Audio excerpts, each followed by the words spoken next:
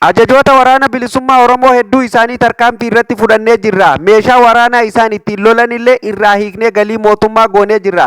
Waboo hedduu harka kennachiifnee jirra. Keessafuu gara Fantaallee fi Shawaa keessatti akkasumallee Gujii keessatti namoota hedduu booji'uu hima. Miidiyaa mootummaa torbaan kana kanaaf uufaa jira. Kamtu dhuga, kamtu soba? Dhugumaan waboon harka kennatee galee dhugumaan ajajoota waraana bilisummaa Oromoo irratti tarkaanfii fudhatan.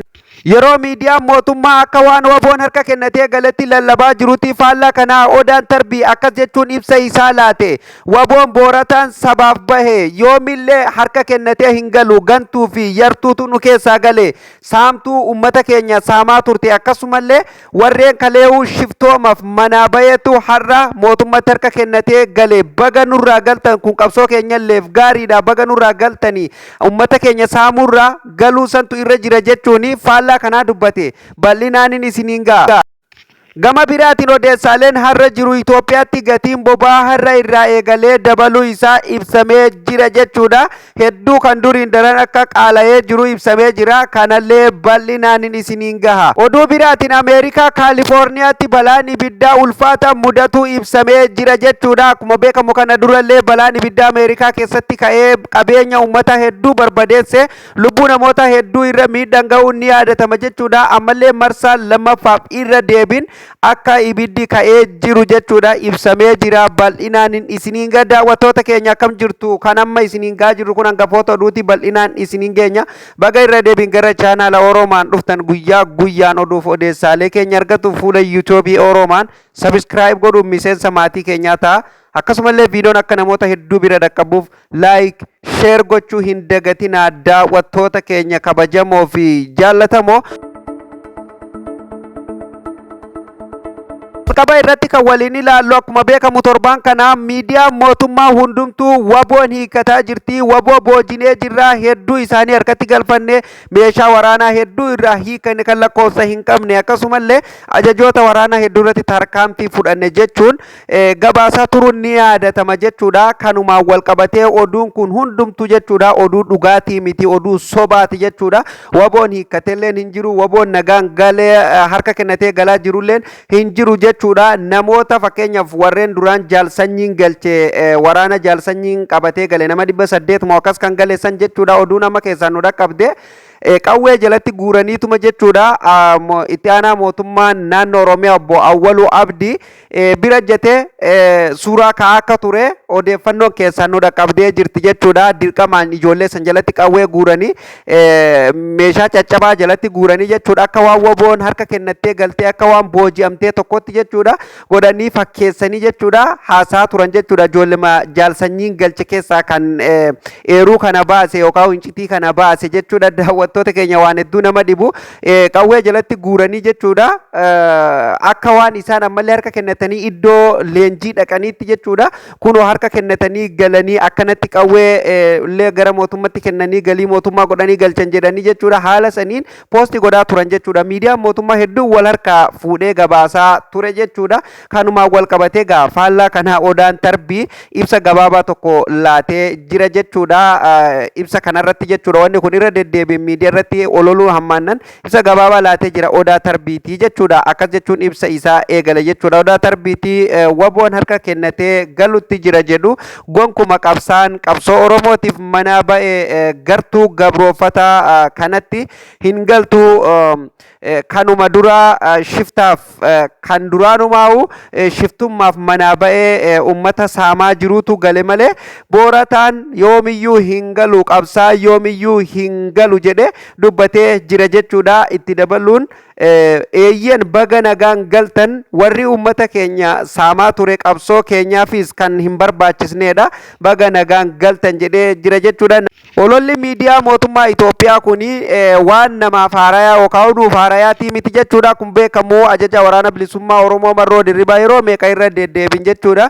Du'e jedhanii kan itti farrajaa turan ni beekama jechuudha. Kunilleen ololuma akkasiiti malee waboon boorataan saba ofiitiif qabsaa'uuf bahee gonkuma akka hin galle hubachuun barbaachisaa. Walumaa galatti oduun torbaan kana miidiyaa mootummaa irra deemaa turte hundumtuu soba akka taate isin hubachiisuu barbaanna jechuudha. Daawwattoota keenya kabajamoo fi jaallatamoo kanatti aansee jechuudha kan isinitti himu gatii boba'aati jechuudha. Gatiin boba'aa akkuma beekamu yeroo adda addaatti irra deddeebiin dubbatamaa turuun ni yaadatama jechuudha. Kanuma wal qabatee Itoophiyaan gatii boba'aa har'a irraa eegale dabaluu isaa ibsitee jirti jechuudha. Daballiin boba'aa kun takkaan qarshii inni dabale kan duraa akka caalu himamaa jira jechuudha. Akka xalayaan ministeera daldalaa Kaasahuun Gonfeen mallattaa'e hubachiisutti jechuudha.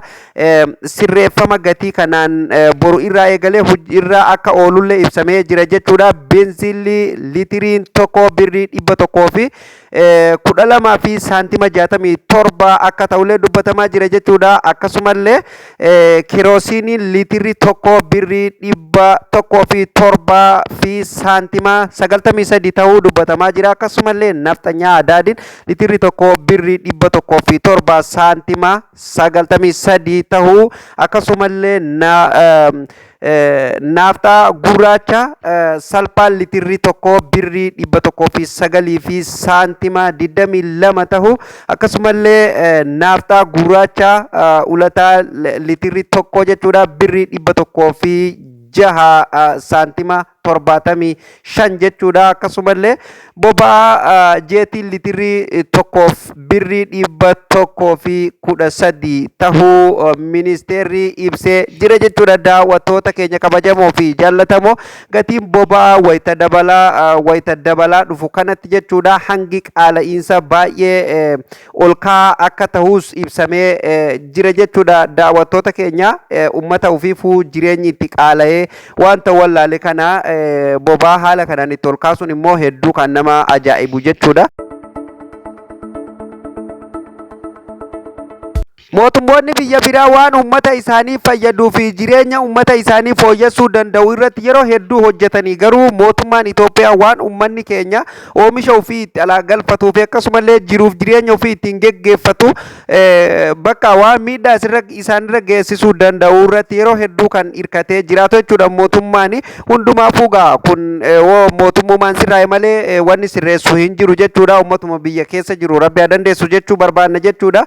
Dhuma irratti daawwattoota keenya akkuma beekamu Ameerikaa magaalaa guddittii biyya Kaalifoorniyaa keessatti akkuma beekamu kana durallee balaan ibiddaa ka'ee qabeenya hedduu barbadeessuu fi uummata irratti illee balaa hedduu miidhaa hedduu akka geessisaa ture ni yaadatama jechuudha. Qabeenyi biyyattii gara miliyoona 35 olitti kan dhiyaatu jechuudha. Miliyoona osoo hin taane biliyoona 35 olitti kan dhiyaatu barbadaawaa turuun isaa ni yaadatama jechuudha. Nulleen isiniif gabaasuun ni yaadatama.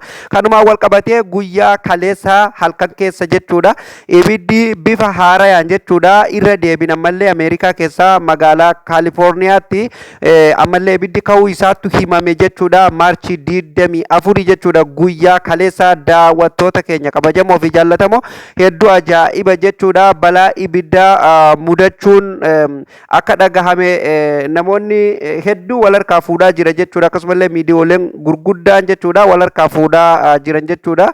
Balaan ibiddaa kun jechuudha namoota baay'ee qe'ee isaanii irraa buqqisaa akka jirullee jechuudha dubbatamaa jira jechuudha. Daawwattoota keenya namoonni hedduun immoo raaga adda addaa tokko kan raagaa jirantu jira jechuudha. Raagni isaan raaganillee eeguma Gazaa Israa'el Gazaa dha'uutti deebite ibiddi ammallee qe'ee sanitti deebi'ee gaafa isaan Gazaa Filisxeenii fi Israa'elii walitti araaramtee dhukaasa dhaabuu irratti walii galtu ibiddi achirrallee hin dhaame. Ameerikaa keessaa ibiddi hin dhaame kun ibidda rabbiiti namoonni jedhulleen hedduudha jechuudha. Hundumaafuu rabbii bakka balaan jirtu san isumatu beekaan waan beennu hin qabnu jechuudha.